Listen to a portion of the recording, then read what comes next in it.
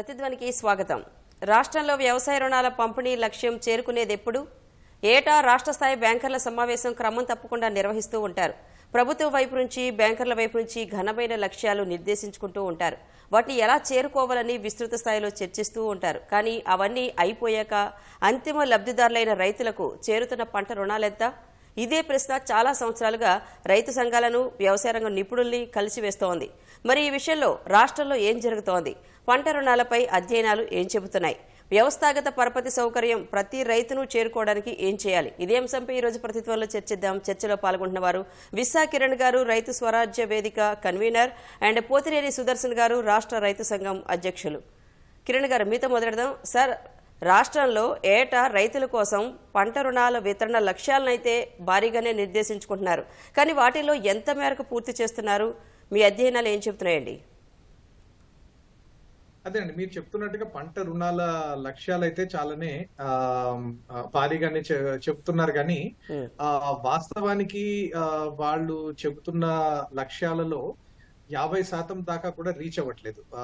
పంట రుణాలు రైతులకు రీచ్ అవ్వడం అనేది. ఇంకా ముఖ్యమైన విషయం ఏంటంటే, కొత్తగా ఫ్రెష్ గా పంట రుణాలు ఇవ్వడం అనేది ఒక చాలా పెద్ద సమస్యగా మారింది. ముఖ్యంగా గత 10 సంవత్సరాలుగా కూడా బీఆర్ఎస్ ప్రభుత్వం ఉన్నప్పుడు రుణమాఫీ ప్రకటించడము, ఆ తర్వాత రుణమాఫీ సరిగ్గా అమలు చేయకపోవడము, దాన్ని అనేక విడతల్లో అమలు చేయడము, దాని వలన బ్యాంకులు కూడా ఆ రుణమాఫీకి సంబంధించిన ఆ పర్టికులర్ సంవత్సరం యొక్క విడత వాళ్ళకి బ్యాంకులకు అందకపోవడం తోటి వాళ్ళు ఆ సంవత్సరం మళ్ళీ ఫ్రెష్ రుణాలు పంపిణీ చేయడం అనేది పూర్తిగా ఆపేశారు. చాలా సార్లు ఏమవుతుంది, ఆ రుణమాఫీ విడత ఇన్స్టాల్మెంట్ వాళ్ళ బ్యాంకులకు చేరడానికి ఆగస్ట్ నెల అయిపోయింది. కాబట్టి జూన్ జూలైలో ఎక్కడ కూడా పంట రుణాలు వచ్చేవి కాదు. ఆ తర్వాత పంట రుణాలు ఇచ్చినా కూడా చాలా తక్కువ మంది రైతులు తీసుకోగలిగే వాళ్ళు. సో ఈ రకంగా ప్రతి సంవత్సరం కూడా దాదాపు 50% మాత్రమే పంట రుణాల లక్ష్యం రీచ్ అయ్యేది. వాటిల్లో కూడా మనము ఎంతమంది రైతులకి యాక్చువల్ గా ఆ సంవత్సరం ఫ్రెష్ గా పంట రుణాలు దొరికాయి చూస్తే కొన్ని సంవత్సరాలు అయితే కేవలం 30% మాత్రమే ఉన్నట్టు మనకు కనిపిస్తుంది. అంటే టార్గెట్ రీచ్ అవడానికి 50% చేయగలుగుతున్నామని అంటున్నారు. మరి దాని గురించి ఎలాంటి స్టడీస్ చేస్తున్నారండి? అంటే ఇప్పుడు దీంట్లో నేను చెప్పినట్టుగా ముఖ్యమైన కారణాలు, ఒకటి ఈ రుణమాఫీ అమలు చాలా అవకతవక జరగడం అనేది ఒకటి. రెండవది ఏంటంటే, ఎవరెవరికి పంట రుణాలు కావాలి అనేది మనం చూసినప్పుడు వాస్తవంగా సాగు చేసే వాళ్ళకి వాస్తవంగా పంట రుణాలు అందాలి. అయితే తెలంగాణలో కౌలు రైతుల సంఖ్య చాలా పెద్ద ఎత్తున ఉన్నా కూడా, అది పెరుగుతున్నా కూడా దాదాపు 35% కంటే పైన 36% రైతులు కౌలు వ్యవసాయమే చేస్తున్నారనేది మా అధ్యయనంలో, రైతు స్వరాజ్య వేదిక అధ్యయనంలో తేలింది.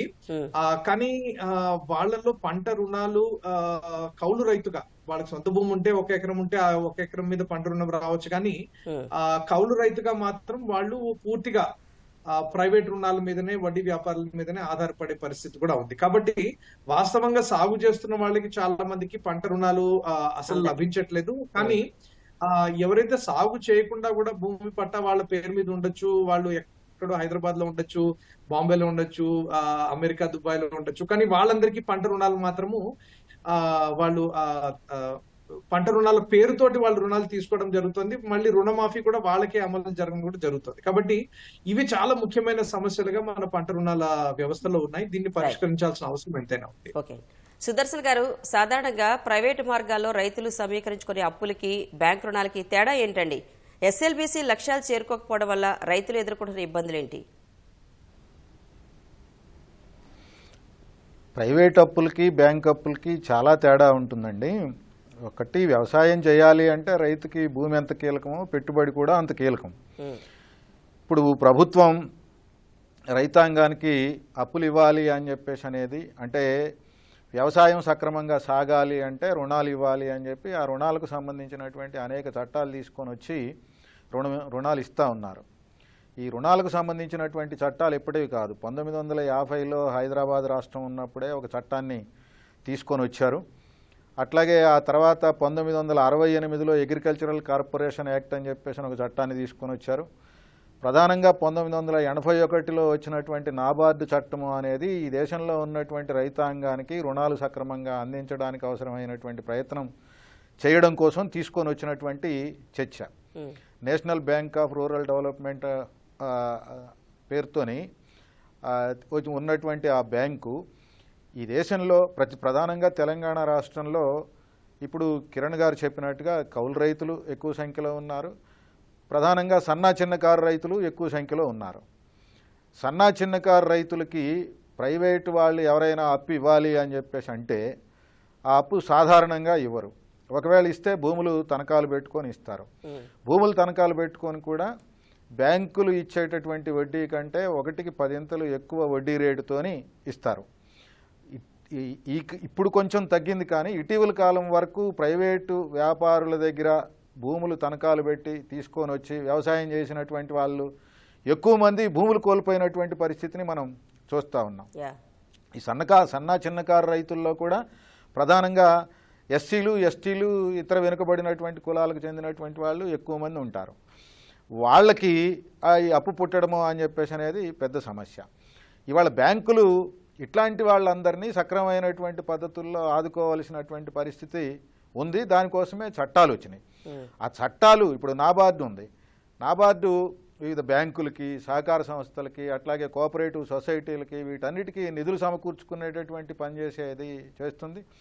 ఒకవేళ రైతు ఏదైనా పెట్టుబడి పెట్టి పంట నష్టపోతే, అది అకాల వర్షాలు కావచ్చు, వరదలు కావచ్చు, లేదా తీవ్రమైనటువంటి కరువు కావచ్చు, ఇట్లాంటి నేపథ్యంలో రుణాలని రీషెడ్యూల్ చేసేటటువంటి పని చేస్తుంది. అవసరమైతే ప్రభుత్వాలతో మాట్లాడి రుణాలని మాఫీ చేయడానికి కూడా నాబార్డు సంస్థ చొరవ తీసుకోవాల్సినటువంటి బాధ్యత ఉంటుంది. అది ఒక ముఖ్యమైనటువంటి అంశంగా ఉంటుంది. ఇప్పుడు ఈ వచ్చినటువంటి ఈ చట్టాలు వీటన్నిటితోని ఇప్పుడు స్టేట్ లెవెల్ బ్యాంకర్స్ కమిటీ కానివ్వండి, అట్లాగే డిస్ట్రిక్ట్ లెవెల్ బ్యాంకర్స్ కమిటీలు కానివ్వండి, అట్లాగే స్టేట్ లెవెల్ టెక్నికల్ కమిటీలు కానివ్వండి, ఏ పంటకి ఎంత రుణం ఇవ్వాలి, ఆ రుణానికి వడ్డీ ఎంత ఇవ్వాలి, ఎంత కాలానికి ఇవ్వాలి, ఖరీఫ్లో ఎంత ఇవ్వాలి, రబీలో ఎంత ఇవ్వాలి అని చెప్పేసి అనేటటువంటిది వాళ్ళు పరిశీలన చేసి పంటల వారీగా, ఏరియాల వారీగా ఏ పంటకి ఎంత ఇవ్వచ్చు అనేటటువంటి రుణం ఇవ్వచ్చు అనేటటువంటి నిర్ణయం చేస్తారు. ఆ చేసినటువంటి నిర్ణయం ప్రకారం ఇవాళ కేంద్ర ప్రభుత్వానికి కానీ రాష్ట్ర ప్రభుత్వానికి కానీ బాధ్యత ఉంది. ఎందుకంటే ఈ దేశంలో 100కి 60 మంది 70 మంది వ్యవసాయం మీద ఆధారపడి జీవిస్తూ ఉన్నప్పుడు, సన్నా చిన్నకారు రైతులే ఉన్నప్పుడు, వాళ్ళు పెట్టినటువంటి పెట్టుబడితోని పంట వేస్తే ఆ పంటకు సరైనటువంటి గిట్టుబాటు ధర రానప్పుడు తిరిగి రుణాలు చెల్లించడము, చెల్లించలేకపోవడం అనేటటువంటి పరిస్థితి ఉత్పన్నమైనప్పుడు వాళ్ళ బయట రుణాలు వాళ్ళకి ఒక గుదిబండలాగా తయారవుతా ఉన్నటువంటి నేపథ్యంలో ప్రభుత్వాలకు బాధ్యత ఉంది. ఆ బాధ్యతని అనుసరించే చట్టాలు చేయబడ్డాయి. ఇప్పుడు ఇందాక మీరు కిరణ్ గారిని అడిగినట్టు ప్రభుత్వాలు అంటే బ్యాంకర్ల కమిటీలు, ఎస్ఎల్బీసీలు ఇవన్నీ లక్ష్యాలు నిర్ణయించుకున్న ఆ లక్ష్యాలకి అనుగుణంగా ఇవాళ లోన్లు ఇవ్వనటువంటి పరిస్థితి కనపడతా ఉంది. దీంతోనే అనివార్యంగా ప్రైవేట్ వడ్డీ వ్యాపారుల్ని అనుసరించాల్సినటువంటి పరిస్థితి ఏర్పడతా ఉంది.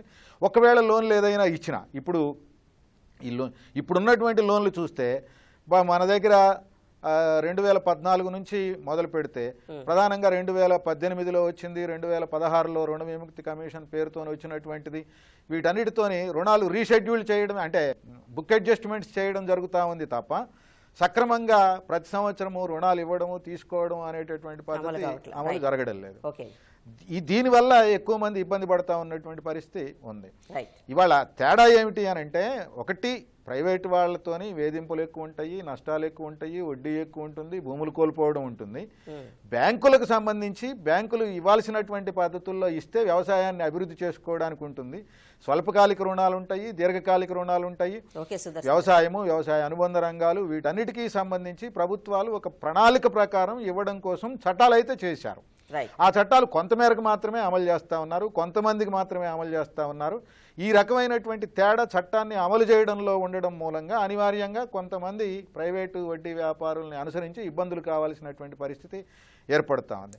కంపారిటివ్లీ ప్రైవేటు వడ్డీ వ్యాపారుల దగ్గర రుణం తీసుకున్నటువంటి వాళ్ళు, రైతులు ఎక్కువ నష్టపోతూ ఉన్నారు, ఇబ్బంది పడుతూ ఉన్నారు.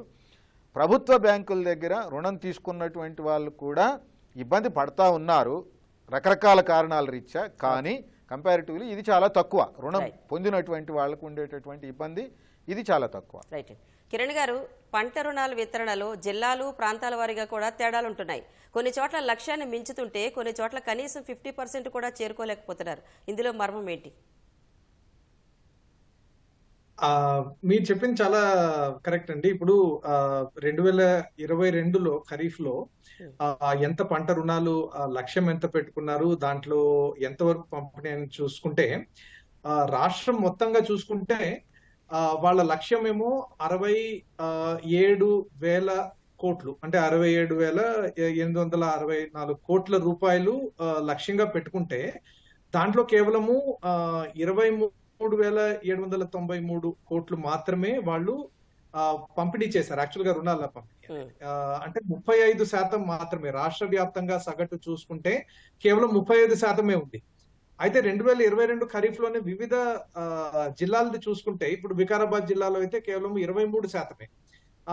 కొన్ని జిల్లాలలో అంటే కొంచెము వ్యవసాయము, ముఖ్యంగా అక్కడ ఇరిగేటెడ్ వ్యవసాయము ఎక్కువ ఉన్న చోట్ల ఖమ్మం కానీ, సూర్యాపేట కానీ ఇట్లాంటి చోట్ల మనకి 50%, 57% కూడా టార్గెట్ రీచ్ అయిన ఇవి ఉన్నాయి. కానీ ఎక్కడైతే బాగా డ్రై ల్యాండ్ ఏరియాస్ ఉన్నాయో అక్కడ మాత్రం తక్కువే మనకు కనిపిస్తుంది. అంటే ఇప్పుడు వికారాబాద్ లో తక్కువ ఉంది, అదేవిధంగా సంగారెడ్డిలో తక్కువ ఉంటుంది, నాగర్ కర్నూలులో తక్కువ ఉంది, కానీ ఖమ్మంలో, సూర్యాపేటలో ఎక్కువ ఉంటుంది. అదొకటి. కానీ అన్నిటికంటే ముఖ్యమైన విషయం మనం చూసుకోవాలంటే ఏ జిల్లాలో అందరికంటే ఎక్కువ, అన్ని జిల్లాల కంటే ఎక్కువ పర్సెంటేజ్ పంట రుణాల పంపిణీ ఉందని చూసుకుంటే అది మేడ్చల్ మల్కాజ్గిరి జిల్లా. మేడ్చల్ మల్కాజ్గిరి జిల్లాలో అయితే వాళ్ళ టార్గెట్ కంటే వాళ్ళు 330% రుణాలు ఇచ్చారు. దానికి కారణం ఏంటంటే వాస్తవానికి మేడ్చల్ మల్కాజ్గిరి ప్రాంతంలో ఎక్కువ పట్టణ ప్రాంతంగా అయిపోయింది కాబట్టి అక్కడ పంట సాగు జరిగినది కేవలం 21,000 ఎకరాలు మాత్రమే. ఈ 21,000 ఎకరాలు సాగైన జిల్లాలో 800 కోట్ల పైగా పంట రుణాలు పంపిణీ అయ్యాయి. అంటే దాదాపు 3 లక్షల పైగా ఒక్కొక్క ఎకరానికి ఇచ్చినట్టుగా లెక్క అవుతుంది. కాబట్టి అంటే రైతులు కాని వాళ్ళు, వ్యవసాయం కాని వాళ్ళకి రుణాలు ఎక్కువ వెళ్తా ఉన్నాయి. వాస్తవంగా సాగు చేస్తున్న వాళ్ళకి అందాల్సిన వాళ్ళకి రుణాలు అందట్లేదు అనడానికి ఇది చాలా మంచి ఉదాహరణ. మేడ్చల్ మల్కాజ్గిరి జిల్లాలో 800 కోట్ల పైగా పంట రుణాలు ఇవి. అంటే ఇవి ల్యాండ్ ఓనర్ సపోజ్ వాళ్ళ ల్యాండ్ తనఖా పెట్టి ఏదో రుణం తీసుకోవడం ఇదంతా వేరే విషయము. కానీ పంట రుణాలు కానీ 800 కోట్ల రూపాయలు వచ్చాయి. అవి ఎట్లా వచ్చాయి అనేది ప్రశ్న. రైట్. సుదర్శన్ గారు, బ్యాంక్ రుణాల విషయంలో పెద్దలకు ఒక న్యాయం, పేదలకు మరో న్యాయం ఉండొద్దని మంత్రి తుమ్మల ఎస్ఎల్బీసీ భేటీలోనే అన్నారు. అయితే ఏళ్లుగా ఈ వివక్ష ఎందుకు పోవటం లేదంటారు? ఒకటి, ప్రభుత్వాలకు చిత్తశుద్ధి లేక, రెండోది బ్యాంకర్లకు సరి అయినటువంటి పద్ధతులు, నిబంధనలు పాటించాలి అని చెప్పేసి అనేటటువంటి కండిషను సరిగా లేక ఈ పరిస్థితి తలెత్తుతా ఉంది. వ్యవసాయ శాఖ మంత్రి గారు చెప్పినటువంటి మాట 100కి 100 పాళ్ళు వాస్తవం. బ్యాంకులు పెద్దల ఏడల ఒక పద్ధతి అవలంబిస్తూ ఉన్నాయి, పేదల ఏడల ఒక పద్ధతి అవలంబిస్తూ ఉన్నాయి. ఇప్పుడు ఆర్బీఐ నిబంధనల ప్రకారం క్రాప్ లోన్లు 18% ఇవ్వాలి. ఎల్టీ అయితేనేమి, లేదు క్రాప్ లోన్లు అయితేనేమి, ఏ బ్యాంక్ అయినా సరే 18% ఇవ్వాలి అని చెప్పేసి అనేది నిబంధన ఉంది. మరొక 22% అనుబంధ రంగాలకు ఇవ్వాలి అని చెప్పేసి అనేటటువంటి నిబంధన ఉంది. కానీ బ్యాంకులు ఈ నిబంధనలు పాటించట్లేదు. అట్లాగే ఈ ఇచ్చే రుణాలలో 15% రుణాలు ఎస్సీ ఎస్టీలకు ఇవ్వాలి అని చెప్పేసి అనేది ఉంది. చిన్నవాళ్ళు అని చెప్పేసి అంటే ప్రధానంగా అందులో దళితులు, గిరిజనులు, ఇతర వెనుకబడిన తరగతులకు చెందినటువంటి వాళ్ళే ఎక్కువ మంది ఉంటారు. వీళ్ళ పట్ల ప్రభుత్వం సరి అయినటువంటి శ్రద్ధ చూపించి, ఇప్పుడు మంత్రి గారు మాట్లాడారు, ప్రభుత్వం వైపు నుంచి కూడా ఇది నిరంతరము వాళ్ళ మీద పరిశీలన చేసి, ఒత్తిడి చేసి, ఉన్నటువంటి చట్టం ప్రకారం, రూల్ ప్రకారం రుణాలు ఇవ్వాలి అని చెప్పేసి అని బ్యాంకుల మీద ఎప్పటికప్పుడు ఒత్తిడి తెచ్చేటటువంటి పని చేస్తే కొంతైనా సరే దాని పట్ల ప్రయోజనం పొందేటటువంటి అవకాశం ఉంటుంది. చిన్నలకు కూడా మేలు జరిగేటటువంటి అవకాశం ఉంటుంది. ఇప్పుడు చూస్తే ఉదాహరణకి ఏమిటి అని అంటే, ఆర్బీఐ నిబంధనల ప్రకారం ప్రతి బ్రాంచి కూడా కొత్తగా ఒక 100 మందికి ప్రతి సంవత్సరము రైతులకి రుణాలు ఇవ్వాలి అని చెప్పేసి అనేటటువంటి నిబంధన ఉంది. ఇప్పుడు ఈ నిబంధనని అమలు చేస్తున్నారా అంటే చేయడం లేదు. తెలంగాణ రాష్ట్రంలో 72 లక్షల మంది రైతులు ఉన్నారు. ఇందులో 24 లక్షల మందికి రుణాలు లేవు. మన రాష్ట్రంలో 5,500 బ్రాంచీలు ఉన్నాయి. ఈ 5,500 బ్రాంచీలు ప్రతి సంవత్సరం కొత్తగా 100 మందికి రైతాంగానికి రుణం ఇచ్చేస్తే 5.5 లక్షల మందికి కొత్తగా రుణం ఇచ్చే అటువంటి అవకాశం ఉంటుంది. ఒక 4-5 సంవత్సరాల్లో 100కి 100 పాలు ఈ 72 లక్షల మందికి కూడా రుణం ఇచ్చేటటువంటి అవకాశం ఉంటుంది. అట్లాగే కౌలు రైతులకు ఇచ్చేటటువంటి అవకాశము ఉంటుంది. దీన్ని ప్రభుత్వాలు పట్టించుకోకపోవడం సరిగ్గా, అట్లాగే బ్యాంకర్లు దీన్ని పూర్తిగా నిర్లక్ష్యం చేయడం, బ్యాంకర్ల కమిటీలు ఈ వ్యవసాయము రుణాల కోసం ఏర్పాటు చేసినటువంటి లీడ్ బ్యాంకులు ఏవైతే ఉన్నాయో, అట్లాగే ఎస్ఎల్బీసీ డిస్ట్రిక్ట్ కమిటీలు, ఎస్ఎల్బీసీ స్టేట్ కమిటీలు, టెక్నికల్ కమిటీలు నిరంతరం వీటిని పర్యవేక్షణ చేయడంలో ఉన్నటువంటి లోపాల మూలంగా పెద్దవాళ్ళకు మాత్రం పలుకుబడి ఉంటుంది, రకరకాల రూపాల్లో ఉంటుంది. ఇప్పుడు కిరణ్ గారు చెప్పినట్టు మేడ్చల్ మల్కాజ్గిరి జిల్లాలో ఉన్నటువంటి వ్యవసాయం తక్కువ రుణం ఎక్కువ రూపొందించుకున్నటువంటి ప్రణాళిక కంటే 300% అదనంగా పొందారు అని చెప్పేసి అంటే ఇప్పుడు పట్టణ ప్రాంతాల్లో వ్యవసాయం పేరుతోని ఈ చిన్న వ్యవసాయం పేరుతోని వ్యాపారం చేసేవాళ్ళు, వ్యవసాయం పేరుతోని ఫామ్ హౌస్లు ఏర్పాటు చేసుకున్నటువంటి వాళ్ళు, 100 ఎకరాలు కార్పొరేటు భూములుగా ఏర్పాటు చేసుకొని ఉన్నటువంటి వాళ్ళు, ఇట్లాంటి వాళ్ళందరూ వ్యవసాయం పేరుతో రుణాలు తీసుకొని వ్యవసాయ రుణాల కింద లెక్కొచ్చి వాళ్ళు లబ్ధి పొందుతూ ఉన్నారు. రుణమాఫీ అయితే కూడా ఇవాళ ఎక్కువ శాతం వాళ్ళు లబ్ధి పొందుతూ ఉన్నారు, పేదలు నష్టపోతూ ఉన్నారు, రకరకాల కారణాలతో నష్టపోతూ ఉన్నారు. వీళ్ళకి పలుకుబడి తక్కువ ఉండడము, వీళ్ళు తీసుకుంటే రుణాలు సరిగ్గా రికవరీ చేయరు అని చెప్పేసి ఒక బ్యాడ్ ఇంప్రెషన్ ప్రధానంగా బ్యాంకర్లలో ఉండడము దీనికి ఒక ముఖ్యమైనటువంటి కారణంగా ఉంటా ఉంది. రైట్ సుదర్శన్ గారు, మరొక ముఖ్యమైనటువంటి అంశం ఏమిటి అంటే వీళ్ళు సక్రమంగా ఇస్తున్నారా లేదా అని చెప్పేసి పరిశీలన వాళ్ళు చేయటం లేదు. చేసేటటువంటి అవకాశం ఉన్నటువంటి సంఘాలకి, ఇప్పుడు మా రైతు సంఘం ఉంది, లేకపోతే రైతు స్వరాజ్య వేదిక ఉంది, రైతుల కోసం నిరంతరం పనిచేసేటటువంటి సంఘాలుగా ఉన్నాము. ఇక్కడ ఎక్కడ ఎట్లా అమలవుతా ఉంది, ఇందులో సన్న చిన్నకారు రైతులు లేదా ఎస్సీ ఎస్టీలు పేదలు వీళ్ళకి ఎట్లా అమలు చేస్తూ ఉన్నారు, లేదు అమలు చేయకపోతే ఎవరు దీనికి బాధ్యులు అని చెప్పేసి అనే పరిశీలన చేయడం కోసం ఆ కమిటీలలో స్థానం ఇవ్వడం, పరిశీలన చేసేటటువంటి అవకాశం ఇవ్వడం, సక్రమమైనటువంటి సమాచారం ఇవ్వడం, ఇటువంటివన్నీ ప్రభుత్వాల వైపు నుంచి జరగడం లేదు. దీనివల్ల ఇబ్బంది తలెత్తుతా ఉంది. అందుకని ప్రభుత్వాలు సరి అయినటువంటి దృష్టి పెడితే మాత్రం, అట్లాగే బ్యాంకర్లకి చిత్తశుద్ధితోని ఆర్బీఐ రూల్స్ వ్యవసాయానికి సంబంధించి ఏమున్నాయి అనేది అమలు చేస్తే మాత్రం ఈ సమస్యని అధిగమించేటటువంటి అవకాశం ఉంటుంది. లేదంటే అప్పటిదాకా కొనసాగుతుంది. రైట్, ప్రతిధ్వనిలో ఇప్పుడు ఒక చిన్న విరామం. ప్రతిధ్వనికి తిరిగి స్వాగతం. కిరణ్ గారు, తెలంగాణ రైతాంగంలో ఎంతమంది ఈ వ్యవస్థాగత పరపతి సౌకర్యం పరిధిలోకి వచ్చారు, రాని వాళ్ళు ఎంతమంది, అసలు వారి స్థితిగతులు రుణభారాలపై ప్రభుత్వాల వద్ద ఏమైనా ఇన్ఫర్మేషన్ ఉందంటారా? అంటే మనము ఎస్ఎల్బిసి నివేదికలు అవి చూస్తే ఎంతమందికి ప్రతి సంవత్సరం కూడా పంట రుణాలు అందుతున్నాయి అనేది మనకి సమాచారం అయితే ఉంది. అయితే ఈ సంఖ్య కూడా ఇందాక నేను చెప్పినట్టుగా ప్రతి సంవత్సరం పంట రుణాలు అందుతున్న రైతుల సంఖ్య విపరీతంగా తగ్గిపోతుంది. ఇప్పుడు 2015 ఖరీఫ్ లో చూసుకుంటే, అంటే రాష్ట్రం ఏర్పడిన కొత్తలో అప్పటి అంచనా ప్రకారం ఒక 50 లక్షల మంది రైతులు ఉండేవాళ్ళు. దాంట్లో అంటే రైతు కుటుంబాలు, ఇప్పుడు వాళ్ళలో 24 లక్షల మందికి మాత్రమే పంట రుణాలు అందాయి. అంటే ఒక 48% అనుకోండి, 50% కంటే తక్కువ మందికే పంట రుణాలు అందాయి. అదే 2016లో ఆ సంఖ్య కొంత పెరిగింది, 26 లక్షల మందికి పంట రుణాలు అందాయి. కానీ మనం 2021 ఖరీఫ్ వచ్చేసరికి ప్రతి సంవత్సరం కూడా ఆ సంఖ్య తగ్గుతూ వచ్చింది. వాస్తవానికి 2021లో రైతు బంధు ఎంతమందికి వచ్చింది అని చూసుకుంటే 63 లక్షల మందికి రైతు బంధు వచ్చింది. అంటే అంతమంది రైతు కుటుంబాలు, అంతమంది రైతులు ఉన్నారని చెప్పి ఈ ప్రభుత్వ గణాంకాలే చెబుతున్నాయి. అయితే వాళ్ళలో కేవలము 15 లక్షల మందికి మాత్రమే, అంటే 25% కంటే కూడా తక్కువే, పావలా వంతు రైతులకు కూడా పంట రుణాలు ఆ సంవత్సరం రాలేదు. అంటే పంట రుణాలు వస్తున్న రైతుల శాతం అనేది విపరీతంగా తగ్గిపోతుంది. అది చాలా స్పష్టంగా మన ముందుంది. మరొక విషయము అంటే వీళ్ళలో కొంతమంది అర్హులు ఉన్నా కూడా పంట రుణం తీసుకోలేకపోయారు, లేకపోతే తీసుకోలేదు. దీనికి అనేక కారణాలు ఉన్నాయి. నేను చెప్పినట్టుగా రుణమాఫీ అమలు తీరు కూడా ఒక కారణంగా ఉండేది. అయితే నిజంగా పంట రుణాలు అందాల్సిన వాళ్ళకి చాలా మందికి అందట్లేదు అనేది కూడా చాలా ముఖ్యమైన విషయం. అంటే ఒక వైపు చూస్తే 15 లక్షల మంది పంట రుణాలు తీసుకుంటున్నారు సంవత్సరానికి. మరోవైపు చూసుకుంటే మన రాష్ట్రంలో 22 లక్షల మంది కౌలు రైతులు ఉన్నారు.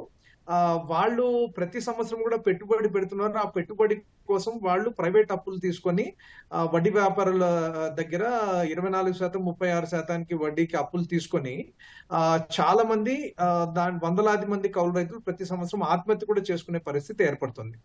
అంటే నిజంగా పెట్టుబడి పెడుతున్న వాళ్ళు, నిజంగా వ్యవసాయం చేస్తున్న వాళ్ళు నిజంగా నష్టాలు ఎదుర్కొంటున్న వాళ్ళకి పంట రుణాలు అందించే వ్యవస్థ మన రాష్ట్రంలో ఇంకా సరిగా ఏర్పడలేదు. కాబట్టి దీని గురించి మేము రైతు స్వరాజ్ వేదిక తరఫున చాలా గట్టిగా అడుగుతున్నది ఏంటంటే 2011లో కౌలు చేస్తున్న సాగుదారులందరికీ కూడా కౌలు రైతులని అనకుండానే వాళ్ళని సాగుదారులు అని చెప్పి భూ అధికృత సాగుదారులు అని చెప్పి వాళ్ళకి ఒక గుర్తింపు కార్డు ఇవ్వాలి, రుణ అర్హత కార్డు అనేది ఇవ్వాలి. ఆ కార్డు బేసిస్ మీద వాళ్ళకి రుణాలు అందాలి అని చెప్పి చాలా స్పష్టంగా చట్టం ఉంది. కానీ ఉన్న చట్టాన్ని కూడా అమలు చేయకుండా గత 10 ఏళ్లుగా కూడా బిఆర్ఎస్ ప్రభుత్వం కాలయాపన చేసింది. వాస్తవానికి 2015-16లో ఒక్క 44,000 మందికి కార్డులు కూడా ఇచ్చారు, కానీ వాళ్ళలో చాలా తక్కువ మందికి పంట రుణాలు అందాయి. కాబట్టి ఒక ముఖ్యమైన సమస్య ఇప్పుడు కొత్త కాంగ్రెస్ ప్రభుత్వం వచ్చిన తర్వాత పరిష్కారం చేయాల్సింది ఏంటంటే ఆ 2011 చట్టాన్ని తప్పనిసరిగా అమలు చేయాలి. మన రాష్ట్రంలో 20 లక్షల పైగా ఉన్న కౌలు రైతుల్ని గుర్తించాలి, వాళ్ళకి రుణార్హత కార్డులు ఇవ్వాలి. అంతేకాకుండా బ్యాంకర్లతో కూర్చొని ఈ కౌలు రైతులందరికీ కూడా రుణాలు ఎట్లా అందుతాయి అనే దాని మీద కూడా చాలా స్పష్టమైన రైతు భరోసా కూడా తీసుకుంటామని అంటున్నారు కదా, ఆ బేసిస్ మీద ఇస్తారంటారా? అదే మేము ఆశిస్తున్నామండి. అంటే ఇప్పుడు రైతు భరోసా విధి విధానాలు ఏర్పరుస్తున్నారు. ఆ రైతు భరోసా విధి విధానాల్లో చాలా ముఖ్యమైన ప్రామిస్ కాంగ్రెస్ ప్రభుత్వం కొత్తగా చేసిన ప్రామిస్ కౌలు రైతులకి వ్యవసాయ కూలీలకు కూడా రైతు భరోసా అందిస్తామని చెప్పి. కాబట్టి పాత ప్రభుత్వం ధోరణిలో కాకుండా కొత్త ధోరణిలో వెళ్తున్నాం అనే దాంట్లో చాలా ముఖ్యమైన అంశం కౌలు రైతులకి వ్యవసాయ కూలీలకి ఇవ్వడం. ఎందుకంటే పాత ప్రభుత్వంలో అనేక గ్రామాల్లో మేము తిరిగినప్పుడు కూడా గ్రామస్తులు రైతులు అంతా కూడా అనుకున్నది ఏంటంటే ఉన్న వాళ్ళకి ప్రభుత్వం ఎక్కువ డబ్బులు ఇస్తా ఉంది, లేని వాళ్ళకి అసలు ఇవ్వట్లేదు అని. ఇప్పుడు ఆ సమస్యని గనక కొత్త ప్రభుత్వం పరిష్కరించాలంటే తప్పనిసరిగా 2011 చట్టము అమలు చేయాలి. కౌలు రైతులకి సాగుదారులకి గుర్తింపు కార్డులు అనేవి ఇవ్వాలి. వాళ్ళకి రైతు భరోసాయే కాకుండా ఇతర పథకాలు కూడా అంటే ఇప్పుడు రైతు బీమా గాని, పంటల బీమా గాని, పంట నష్టపరిహారం గాని, పంట అమ్ముకునే అర్హత గాని, ఇవన్నీ కూడా ఈ కౌలు గుర్తింపు కార్డు వచ్చిన వాళ్ళకి తప్పనిసరిగా అందాలి. అప్పుడే దాని బేసిస్ మీదుగా పంట రుణాలు కూడా అందే అవకాశం ఉంటుంది. అప్పుడే మనము తెలంగాణలో రైతులు ఎవరైతే సంక్షోభంలో ఉన్నారో నిజంగా వాళ్ళకి మేలు చేసిన వాళ్ళు అవుతారు. Okay sir. సుదర్శన్ గారు, ఇప్పుడు రాష్ట్రంలోని ప్రతి రైతుకు ప్రతి సీజన్ కి సకాలంలో వ్యవసాయ రుణాలు అందాలంటే మీరు ఏం సూచిస్తారు? అలాగే బ్యాంకర్లు, ప్రభుత్వం ఈ విషయంలో ఏం చేయాలంటారు? కొంచెం బ్రీఫ్ గా చెప్పండి సార్. ప్రతి సంవత్సరం ప్రతి రైతుకి, వ్యవసాయం చేసేటటువంటి ప్రతి రైతుకి రుణం ఇవ్వాలి అని చెప్పేసి అంటే రుణ ప్రణాళిక విడుదల చేయాలి. మే 15 లోపు రుణ ప్రణాళిక విడుదల చేయడం పూర్తి కావాలి. జూన్ 1 తేదీ నాటికి లేదా జూన్ 1 వారం లోపు ఖరీఫ్కి రుణం ఇచ్చేటటువంటి పని పూర్తి చేయాల్సినటువంటి అవసరం ఉంటుంది. దీనికోసమని ఎస్ఎల్బిసి స్టేట్ లెవెల్ కమిటీ ప్రతి 3 మాసాలకి ఒకసారి సమావేశం అవుతా ఉంది. మేము చేసే సూచన ఏమిటి అనంటే ఎస్ఎల్బిసి డిస్ట్రిక్ట్ కమిటీ ఏదైతే ఉంటుందో కలెక్టరు, అగ్రికల్చరల్ జేడీ, అట్లాగే జెడ్పీ సిఈఓ, డిసిసిబి చైర్మను, ఇతర బ్యాంకర్లు, లీడ్ బ్యాంక్ మేనేజర్లు, వీళ్ళందరితోనే ఉన్నటువంటి ఎస్ఎల్బిసి ఎప్పుడో 3 నెలలకి 6 నెలలకి ఒకసారి సమావేశం అయ్యి రుణ ప్రణాళికకు సంబంధించినటువంటి చర్చ చేయడం, కూర్చుంటే కూర్చోవడం, కూర్చోకపోతే కూర్చోకుండా ఉండడం అనేటటువంటి పద్ధతి కాకుండా ప్రతి నెల కూడా ఈ ఎస్ఎల్బిసి మీటింగ్ కావాలి. మీటింగ్ అయిపోయి మేకి సంబంధించి ఆ ప్రణాళిక తయారు కావడం, రుణాలు ఇవ్వడం, ఈ రుణాలు సక్రమంగా ఇస్తున్నారా లేదా, సన్న చిన్నకారు రైతులకు అందరికీ ఆ రుణాలు అందుతా ఉన్నాయా లేవా, పెద్దకారు చిన్నకారు రైతులకు ఉన్నటువంటి తేడాను చూపిస్తూ ఉన్నారా లేదా, ఇది చూడాలి. అట్లాగే రబీకి వచ్చేపాటికి డిసెంబర్ 1 వారంలోగా రుణాలు ఇచ్చేటటువంటి పని పూర్తి చేయాల్సినటువంటి అవసరం ఉంటుంది. దీనికోసం వాళ్ళు చొరవ తీసుకోవాలి. అట్లాగే ఈ కమిటీలో మేము చేసేటటువంటి సూచన ఏమిటి అనంటే రైతు సంఘాలకి ఖచ్చితంగా అందులో ప్రాతినిధ్యం ఉండాలి. అప్పుడు మాత్రమే సక్రమంగా అమలు జరిగేటటువంటి అవకాశం ఉంటుంది, పరిశీలన చేసుకునేటటువంటి అవకాశం ఉంటుంది. లేకపోతే వాళ్ళకు ఉన్నటువంటి పద్ధతుల్లో ఆ అవకాశం ఉన్నటువంటి మేరకు ఇంకా ప్రతి సంవత్సరము రొటీన్గా ఎట్లా జరుగుతూ ఉందో ఏదో క్రతువు జరుపుకున్నట్టుగా మీటింగులు జరుపుకొని ఇచ్చిన వాళ్ళకి ఇవ్వడం, ఇవ్వని వాళ్ళకి ఇవ్వకపోవడం, ఇచ్చినా ఇవ్వకపోయినా ఒకటే అనేటటువంటి పద్ధతుల్లో ఉండడం కాదు. వ్యవసాయ ప్రణాళిక, వ్యవసాయ రుణ ప్రణాళిక, వీటి రెండింటినీ కోఆర్డినేట్ చేసుకొని ముందుకు పోతేనే ఇప్పుడు తెలంగాణ రాష్ట్రంలో ఏమండి ఈ రుణమాఫీ పథకం ప్రభావం వ్యవసాయ రుణాలపైన ఏమైనా ఉంటుందంటారా? తప్పనిసరిగా ఉంటుందండి.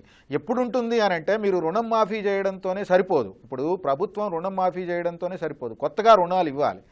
ఆ కొత్తగా ఇచ్చేటటువంటి రుణాలు మీరు ఇప్పుడు మాఫీ చేస్తా ఉన్నారు. ఇప్పుడు దారుణం ఏమిటి అని అంటే మాఫీ చేసినటువంటి వాళ్ళకి కొత్తగా రుణం ఇవ్వాలి అని చెప్పేసి అంటే 15 సంవత్సరాలు ఈసీ తీసుకొని రమ్మనమని చెప్పేసి చెప్తా ఉన్నారండి. ఇప్పుడు కోఆపరేటివ్ బ్యాంకులకి ఖమ్మంలో ఒక జీవో పంపించారు.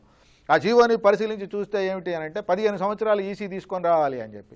ఇప్పుడు ధరణి వచ్చిన తర్వాత ఈసీ డైరెక్ట్గా తీసుకొని ఎక్కడికి ఆ రైతులు ఎక్కడ తీసుకొని వస్తారు? 15 సంవత్సరాలు ఇప్పుడు ఎవరిస్తారు? ఇప్పుడు ఇవ్వాలి అని చెప్పేసి అంటే అందువల్ల రైతు రుణమాఫీ అనేది మాఫీ చేయడం కోసం బ్యాంకుల్లో జమ చేయడం కోసం సరిపోతా ఉంది తప్ప బ్యాంకులు మళ్ళీ తిరిగి ఇప్పించేటప్పుడు ఇప్పుడు ఆ రుణమాఫీ ప్రయోజనం ఎప్పుడు జరుగుతుంది అని అంటే మళ్ళీ తిరిగి ఎంత రుణమైతే మాఫీ అయిందో ఆ రుణము ఆ వ్యవసాయం చేసేటటువంటి రైతుకి సక్రమంగా రుణం రూపంలో వెంటనే అందించేటటువంటి పని చేస్తే ఆధారు పాస్బుక్ ఇట్లాంటివన్నీ పెట్టుకొని ఇచ్చినటువంటిది పోయి ఇప్పుడు పూర్తిగా 15 సంవత్సరాలు తీసుకొని రావాలి అని చెప్పేసి అంటే మాత్రం ఆ ప్రయోజనం జరగదు, నష్టం జరిగేటటువంటి అవకాశం ఉంటుంది. Right sir. కిరణ్ గారు, సుదర్శన్ గారు ప్రతిధ్వని చర్చలో పాల్గొన్నందుకు ధన్యవాదాలండి. ఇది నేటి ప్రతిధ్వని.